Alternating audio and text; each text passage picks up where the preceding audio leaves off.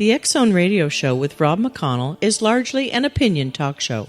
All opinions, comments, or statements of fact expressed by Rob McConnell's guests are strictly their own and are not to be construed as those of the X-Zone Radio Show or endorsed in any manner by Rob McConnell, Relmar McConnell Media Company, the X-Zone Broadcast Network, its affiliated networks, stations, employees, or advertisers.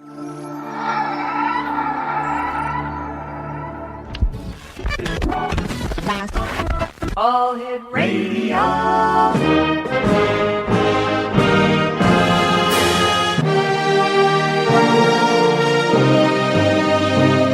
Welcome to the X-Zone, a place where fact is fiction and fiction is reality. Now, here's your host, Rob McConnell. Welcome back to the X-Zone, everyone.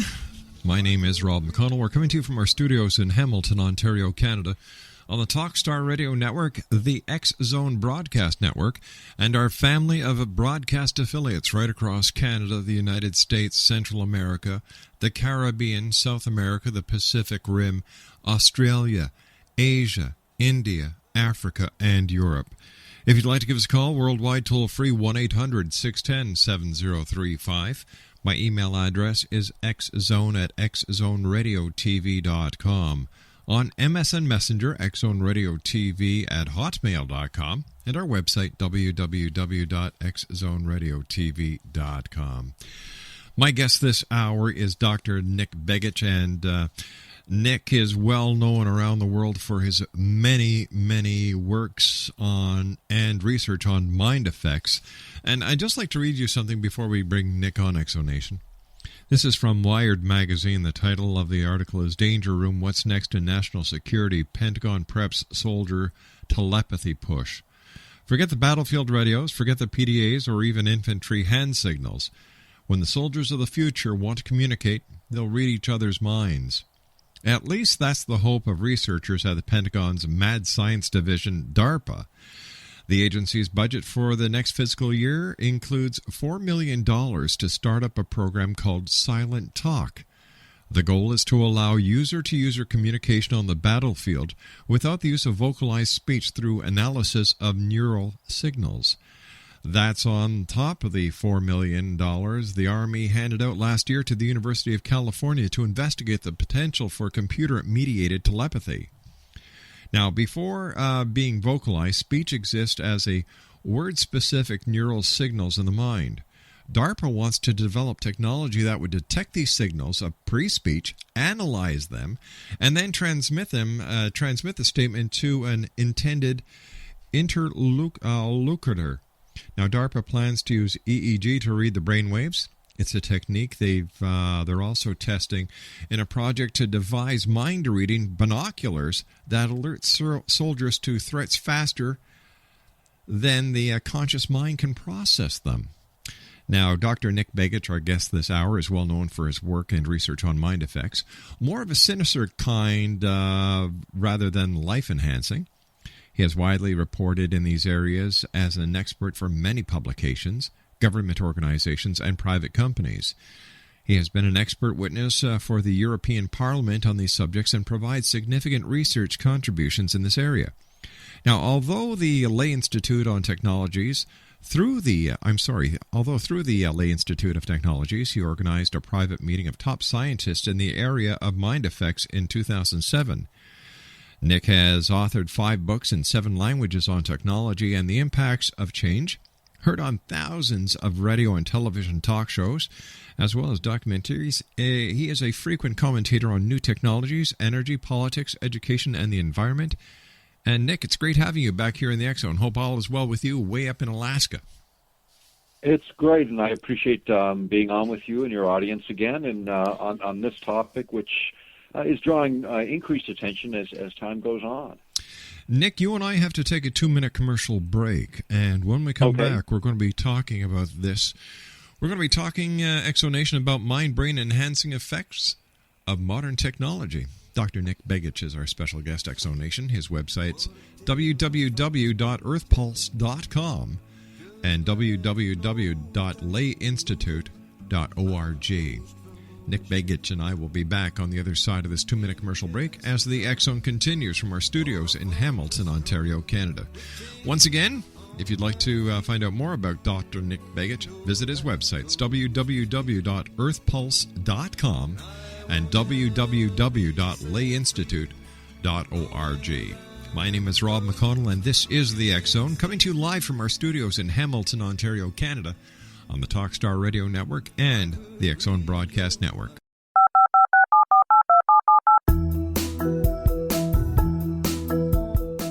Did you know that when you're on the road with limited data or Wi-Fi, you can still listen to the X Zone Radio Show with Rob McConnell, The Science of Magic with Gwilda Wiyaka, X-1, Dimension X, Space Patrol, and every minute of the X Zone Broadcast Network by calling 213-401-0080, courtesy of Audio Now.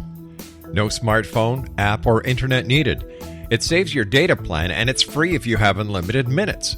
Call 213-401-0080 to listen on any phone, anytime, anywhere. Remember, 213-401-0080 for the best of the paranormal, parapsychology, and sci-fi radio programming anywhere, 24/7, 365.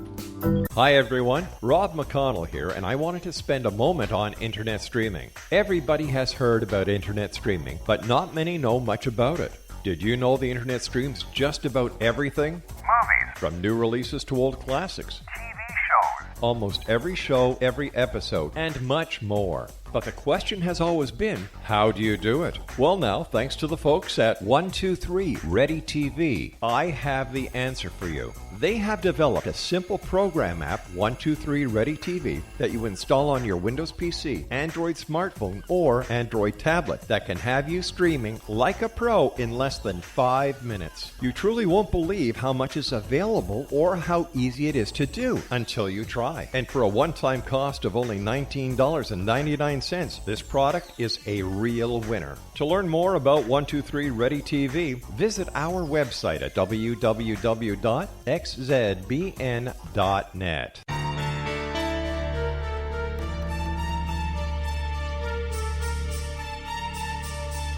Hello, I'm Justina Marsh, and with my dad Pete, we are going to present a new show called Too Good to Be True. Together, we are aiming to discover more truths about this world and beyond. Do you have unanswered questions about the world? Do you ever wonder about aliens, conspiracy theories, or the universe?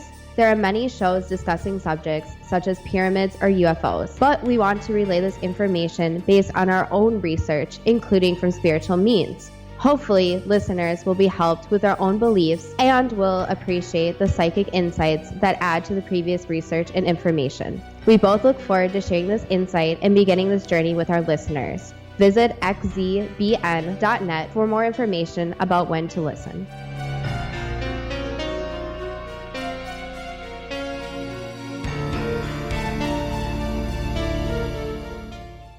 Speaking about mind games, the military has been funding a handful of mind-tapping technologies recently, and already have monkeys capable of telepathic limb control. Telepathy may also have advantages beyond covert battlefield chatter. Last year, the National Research Council and the Defense Intelligence Agency released a report suggesting that neuroscience might also be useful to make the enemy obey our commands. The first step, though, may be getting a grunt to obey his officers remotely, transmitted thoughts. Dr. Nick Begich is our special guest, and Nick is the author of Controlling the Human Mind, Angels Don't Play This Harp, Earthrising, The Revolution Toward 1,000 Years of Peace, and Earthrising 2, The Betrayal of Science, Society, and the Soul. And some of Nick's DVDs include Technologies of the 21st Century, Mind Control, Brave New, World of Enhancing Human Performance, HARP, The Update, and Earth Changes, The Ripple Effect. His website, www.earthpulse.com. Nick, how did your research lead you into the direction of enhancing human brain performance? Well, that's actually where my interest started. The idea of sort of the misuses of this technology were something that came later and became important enough to start writing about. But the idea of enhancing human brain performance using technologies to increase what we're capable of was always a fascinating area for me. And then, of course, stepping in, I think the place where people started to see my work come forward was during the HARP controversies back in the mid-'90s. And we started getting very concerned about sort of the direction in which general technologies were moving, sort of away from bullets and bombs and ordnance and more towards these more exotic weapons, the kind that eventually led to this subject, which is a sort of direct coupling and interpretation of a mind activity or mental activity. Nick, when you look at that... I'm sorry. Go ahead. I was just going to say, when you look at that whole area, it's even starting to make mainstream media concerns, even back as far as 2002. The Economist had a cover story in the May 25th issue called Mind Control, and it was a short article just dealing with the ethics of this emerging science. Nick, I thought of you during the Haitian, the Jamaican earthquake. There were a couple of reports where different news agencies had even speculated that HARP may have been responsible for the Jamaican earthquake, or Haitian earthquake, I'm sorry. The Haitian earthquake, yeah. We had seen some of those reports, and of course, it seems like every time there's a major event, somebody contacts us, or a number of people do. And in this case, and the reason for that is because geophysical manipulation, the idea of creating earthquakes, is technically possible. In fact, even Secretary of Defense William Cohen, we quoted him in the book Earth Rising, the Revolution. He said, and I quote, others are engaging even in an eco-type of terrorism whereby they can alter climates, set off earthquakes and volcanoes remotely through the use of electromagnetic waves, unquote. And that was April 28, 1997, so way before 9/11, way before the big concerns about international terrorism rising to the level they are today, and yet this type of technology was being attributed to terrorist states as far back as 2002.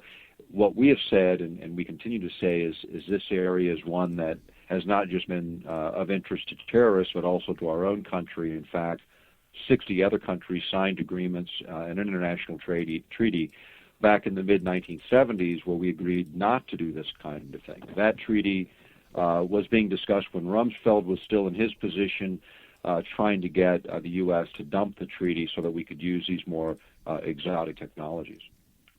Now, Nick, in the recent article in Wired magazine that I read a bit of early, bringing you onto the show, the military is once again advancing ideas in the area of electronic telepathy. What is DARPA doing about this subject right now?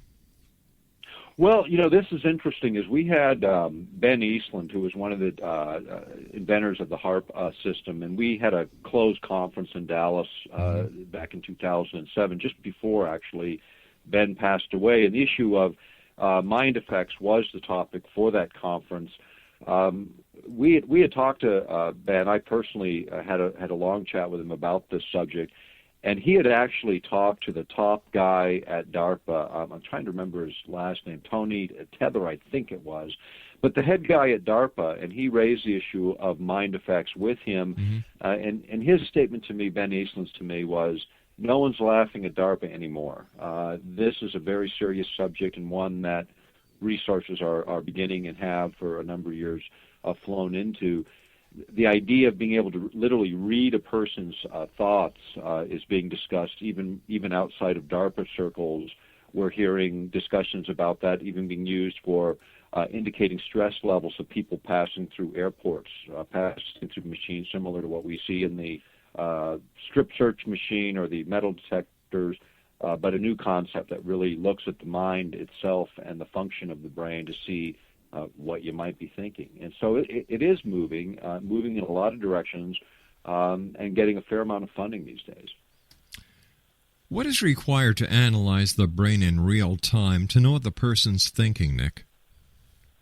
Well, it's computing power is the biggest thing. Being able to translate and interpret the signals at a distance, becomes a bit of an obstacle, although I think a lot of that technology has been evolved and developed. The idea of looking at complex brain function and making an analysis of that so you can sort of generalize across populations to see really what those brain signals mean and to try and translate them in the same way that people translate language, but looking at the brain activity itself. So, using EEGs or more sophisticated methods of brain imaging, being able to look in real time as a person's thinking at what they're thinking. That's sort of where the science is today, and computing power has been the biggest obstacle, and we're quickly overcoming that as our machines become faster and more capable. So I think we're there, at least in terms of gross emotional sense of a person. You can deduce pretty readily specific thoughts. We're getting better at it. We're getting to the point where we can actually, with our brains, control mechanical objects.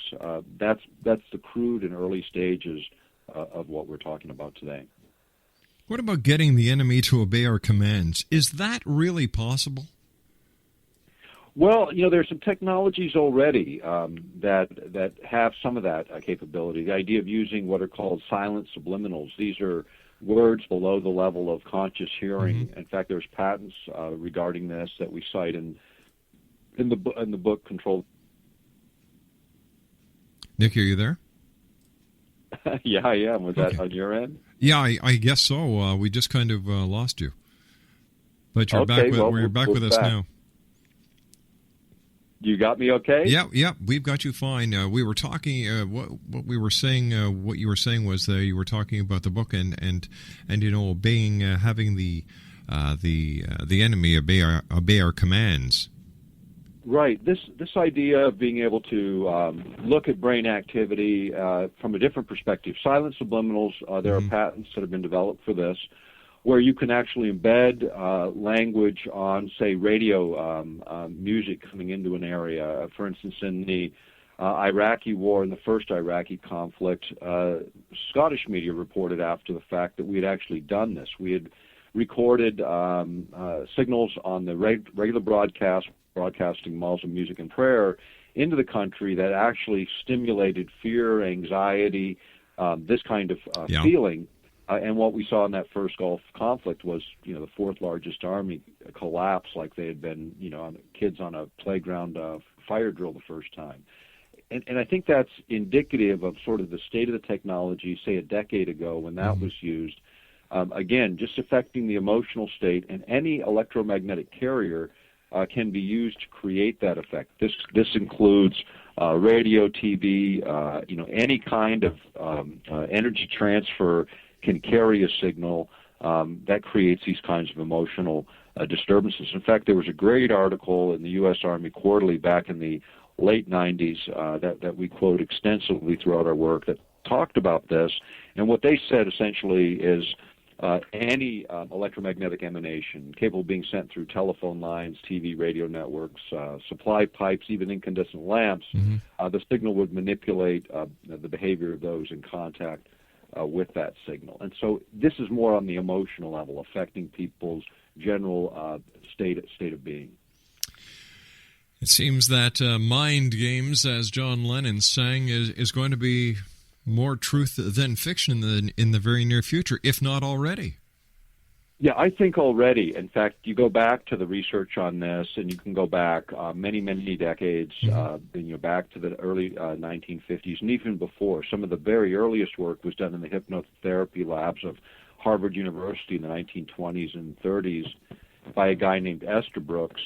He got some notoriety by recommending LSD treatments in psychology, in psychotherapy back in the 60s, about the same time the CIA was actively using LSD and other hallucinogenics in tests for, again, their mind effects, or mind control testing. And, a lot of that, when you go back to those days, people were thinking about mind control as sort of all the sinister aspects of controlling or manipulating people, getting you to do things that maybe you normally wouldn't do. Right. But I think there's another dimension to this, and we talk about it often these days, and it's the dimension that what they also discovered along the way was sort of what the anomalous capabilities of humans were, what these unusual characteristics that weren't well understood. In the early days, they used to call them extrasensory perceptions. Today, they call it anomalous human capacities. And so it depends on whose language you want to use, but I think the latter was just a little bit too controversial in the current frame. But this is the nature of it. And so when you see articles like DARPA playing around with mental telepathy, it's about that sort of sixth sense, that other capability that we might have that they're extremely interested in. And there were other researchers as far back as the 80s who had made some great progress in this area, again, sort of explaining those attributes of human beings that are otherwise unexplainable. All right, let's talk more about that on the other side of this news break, Nick. Dr. Nick Begich is our special guest. www.earthpulse.com. That's earthpulse.com. And Nick and I will be back on the other side of this commercial break with the news as the X Zone continues right here from our studios in Hamilton, Ontario, Canada. This is the X Zone Broadcast Network, broadcasting worldwide on broadcast affiliates and satellite program providers, including CNN Broadcast Network, Sirius Satellite Network, Star Media, Good News Radio Network, Angel Broadcast Network, Wiki Broadcast Network, and WPBN TV. For more information on the X Zone Broadcast Network, visit us at www.xzbn.net.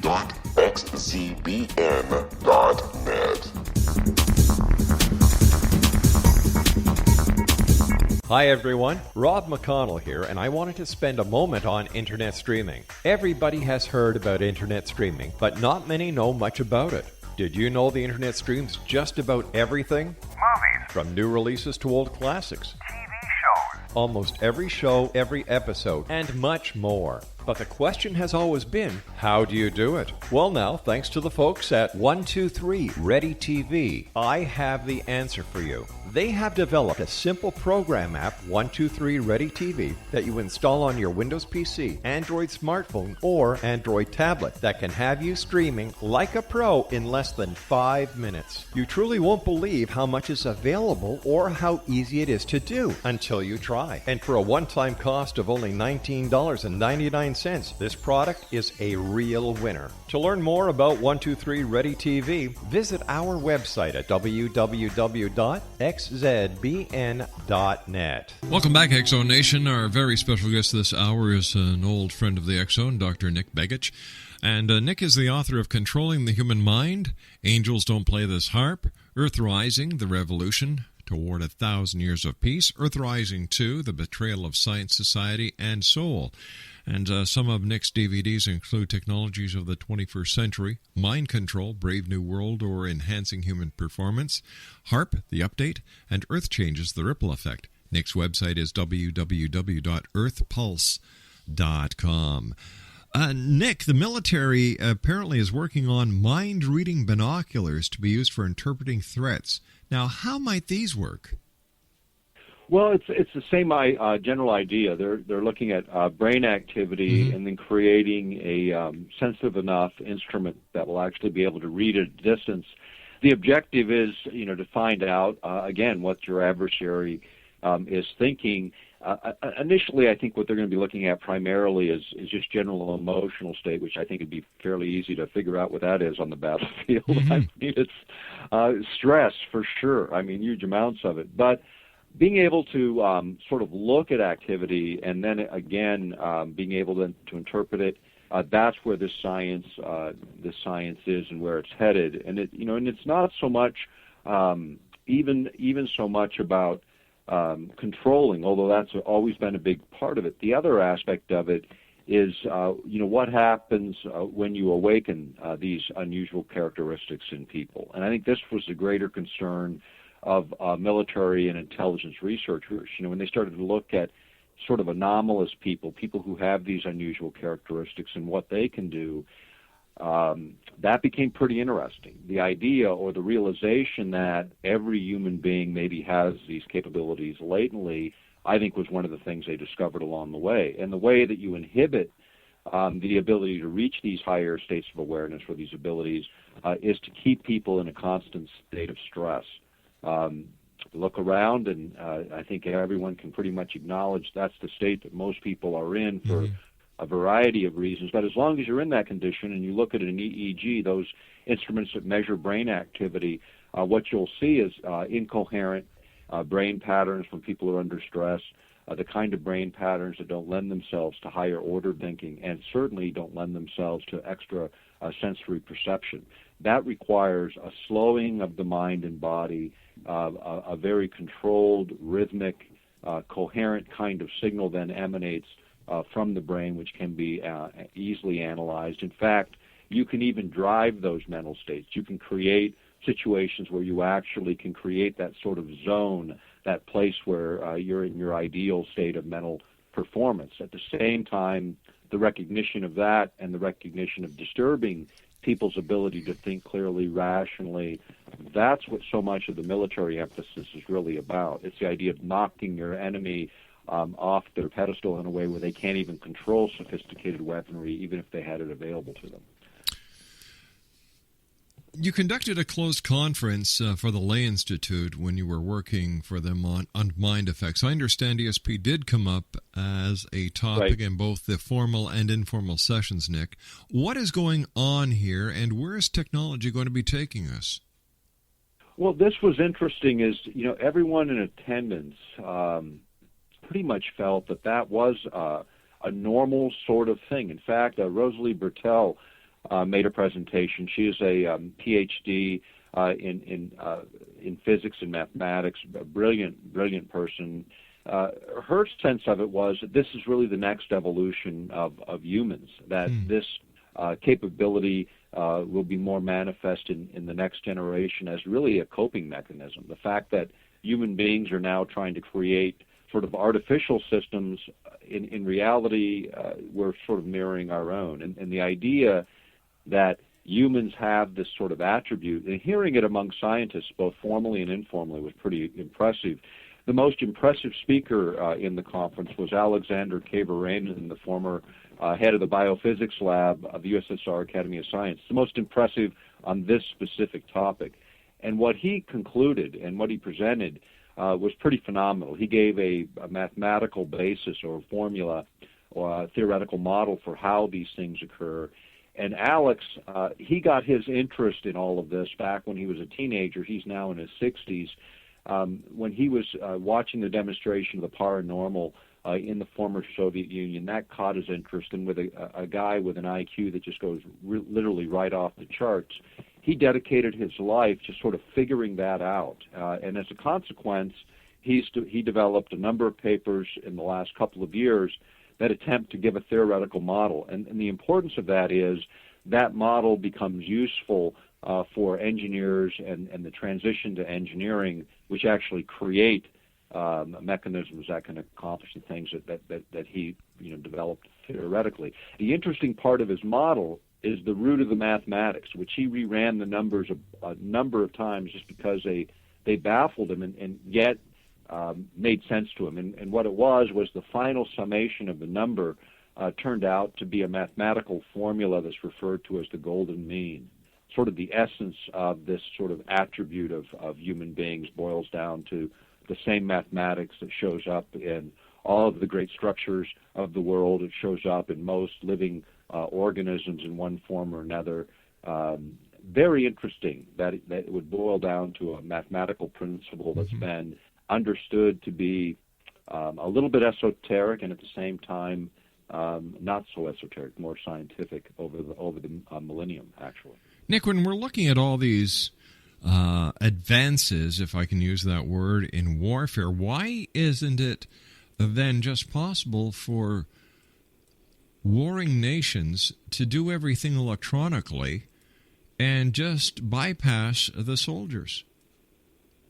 Well, I think on some levels we're going to start to see more of that. We're going to see more of a covert kind of war where we can disturb a nation's mental functioning. I mean, think about this as a practical matter, the kind of havoc that could be wrought with that. In fact, there was an article in Technology Horizon, which was produced by the Research Lab for the Air Force back in June of 2004, where they talked about exactly this, what they call controlled effects, being able to manipulate the operators or the human participants in conflicts in such a way where they wouldn't even be able to know it. I mean, they couldn't even distinguish that they were being literally affected. And this is, again, where the direction of war changes from one of bullets and bombs to one of gamesmanship in terms of how to manipulate people and events. And when you start to look at some of the geophysical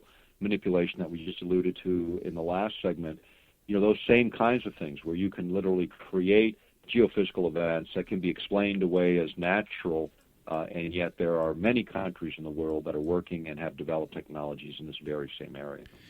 If the governments of the world are working on methods to control the enemy, let's say they master it, what would stop them from using these very techniques on the citizens?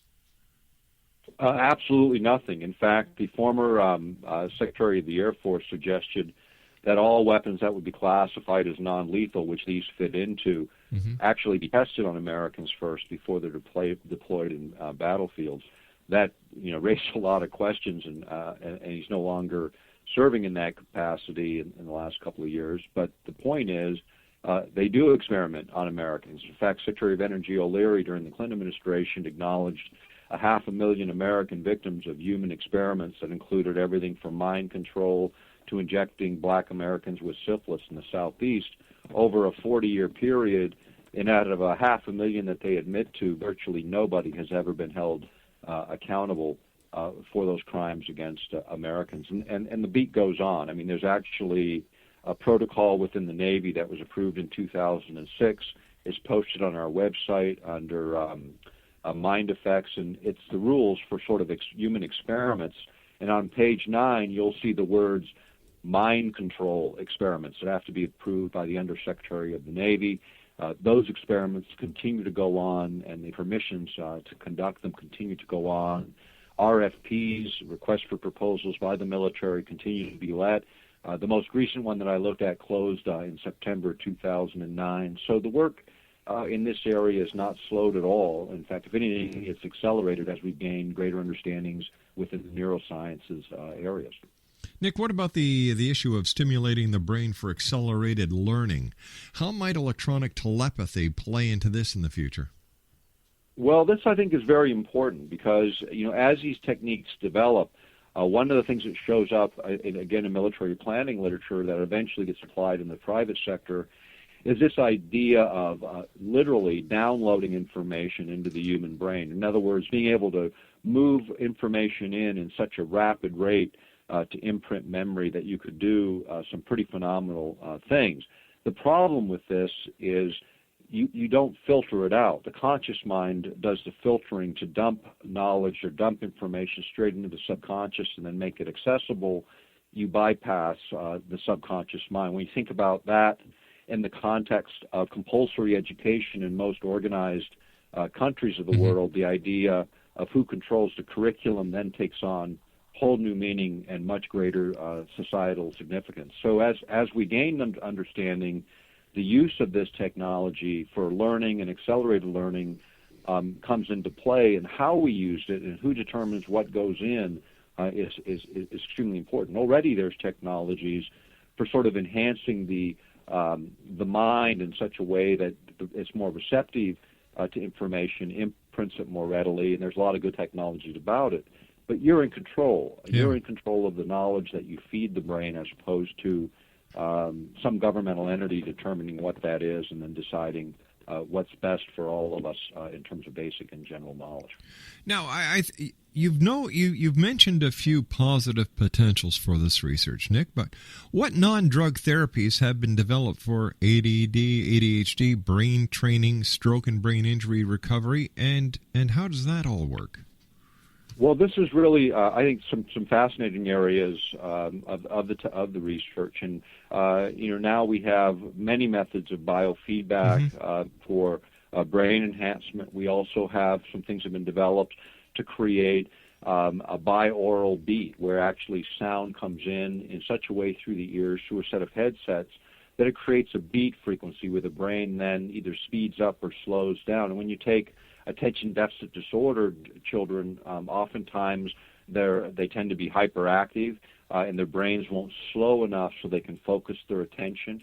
And so techniques have been developed to actually train children to control their brain waves actively. And they do this in a number of different ways with different kinds of games that actually in real time monitor brain activity. And as soon as kids hit this sort of ideal zone for learning, they get feedback. It might be a bouncing ball or a sound signal. But these techniques are actually being used extremely effectively. In the Minneapolis School District, there was an experiment for a charter school for a couple of years, and 80% of the children that had been previously on psychoactive drugs to either speed them up or slow them down, they were able to get rid of their pharmaceuticals and actually learn how to moderate their brain activity using these tools, and then eventually without them, so that over a period of time, usually a couple of months, they could abandon the tools and immediately get to that ideal state of learning, even faster than most what we call normal people. In other words, they learn not only to overcome their disability, but actually learn how to control the mind in a way that made them more capable than their peers. The future of these technologies, Nick, are certainly going to create synthetic and enhanced senses of taste, touch, sound, sight, and touch, as I said. Enhanced artificial sensors are not so far off. How are these technologies coming together, and what benefits can you see in the future? Well, I think, again, as we learn more about the mind, traumatic brain injuries, which we're seeing, a lot of them with our returning veterans from both conflicts. We hear about the casualties in terms of death numbers, but traumatic brain injury is probably one of the biggest casualties of the war, tens of thousands, perhaps even more than that, being impacted by that. So learning sort of how to reroute brain activity, how to synthesize certain things, that becomes pretty valuable and important. And so as we learn about the brain, we learn how to sort of reconstruct that which may have been damaged. In fact, this science is going to go a very long way in the future. Our ability to grow brain cells, to grow neurons, to connect those brain cells has already been done at the Salk Institute. Taking those brain cells and neural connections and connecting them to electronic substrates has already been done.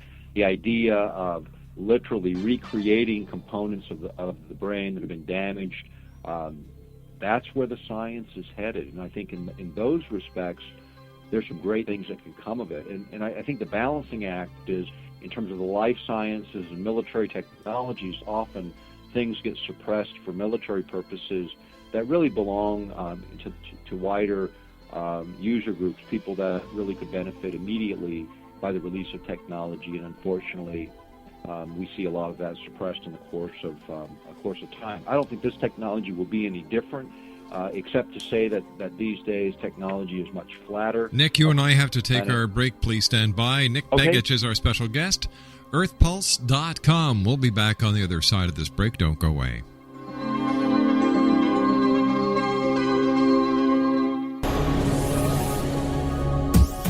This is the X-Zone Broadcast Network, broadcasting worldwide on broadcast affiliates and satellite program providers, including CNN Broadcast Network, Sirius Satellite Network, Star Media, Good News Radio Network, Angel Broadcast Network, Wiki Broadcast Network, and WPBN TV. For more information on the X-Zone Broadcast Network, visit us at www.xzbn.net.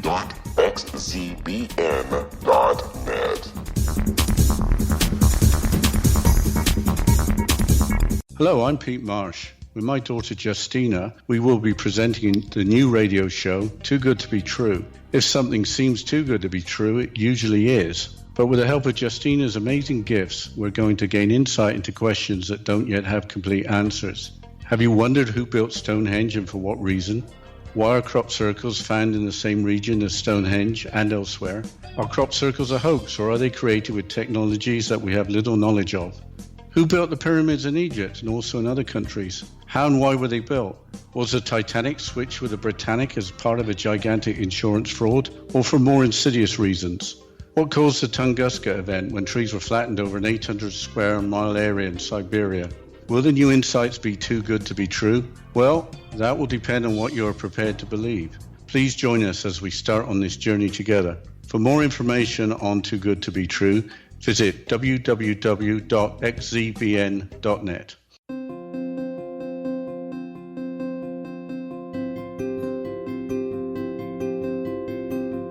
dreams are our personal gateways into infinite wisdom. Don't miss shamanic counselor and indigenously trained dream decoder Sandra Corcoran's inspiring book, Shamanic Awakening Between the Dark and the Daylight. This remarkable work chronicles Sandra's 35 years of experience with diverse wisdom keepers and her initiations throughout the Americas and across the British Isles, Turkey, Greece, and Egypt. Sandy's knowledge of symbology, psychology, and myth influence her dream blog and workshops. Sandy offers private tarot readings, international journeys, a meditative CD, as well as her book, Shamanic Awakening, to encourage you as you navigate this earth walk, creating a deeper connection to yourself and all that is. Find this and more at Sandy's website, starwalkervisions.com.